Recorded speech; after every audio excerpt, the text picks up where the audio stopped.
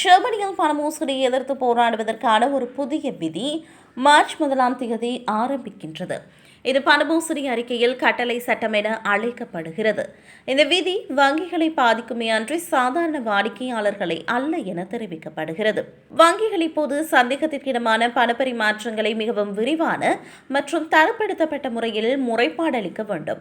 சட்டவிரோத பண நடவடிக்கைகளை செயற்றிறன் மிக்க முறையில் நிறுத்துவதே இதன் குறிக்கோள் ஆகும். இதன் காரணமாக சில வாடிக்கையாளர்கள் தங்களது வங்கியில் இருந்து அதிக கடிதங்கள் அல்லது கேள்விகளை பெறலாம்.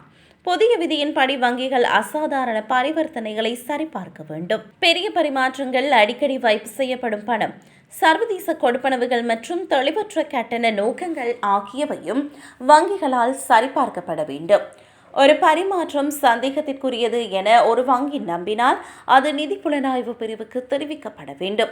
ஆனால் இது தொடர்பில் வாடிக்கையாளருக்கு கூற வங்கிக்கு அனுமதி இல்லை. இருப்பினும் சம்பளம் அல்லது வாடகை கொடுப்பனவுகள் போன்ற வரவு செலவுகளுக்காக தங்கள் கணக்குகளை வழக்கமாக பயன்படுத்துபவர்கள் கவலைப்பட தேவையில்லை. இதுவேளை வாடிக்கையாளர்கள் எப்போதும் பரிமாற்றங்களுக்கான தெளிவான காரணத்தை குறிப்பிட வேண்டும் என வங்கிகள் அறிவுறுத்துகின்றன. பெரிய கொடுப்பனவுகளுக்கு ஒப்பந்தங்கள் அல்லது விலைப்பட்டியல்கள் போன்ற ஆவணங்களை வைத்திருப்பது உதவியாக இருக்கும். வங்கி கேள்விகள் கேட்டால் வாடிக்கையாளர்கள் விரைவாகவும் தெளிவாகவும் பதிலளிக்க வேண்டும். இது கணக்கு முடக்கப்படல் போன்ற சிக்கல்களை தவிர்க்க உதவும் என அறிவுறுத்தப்பட்டுள்ளது.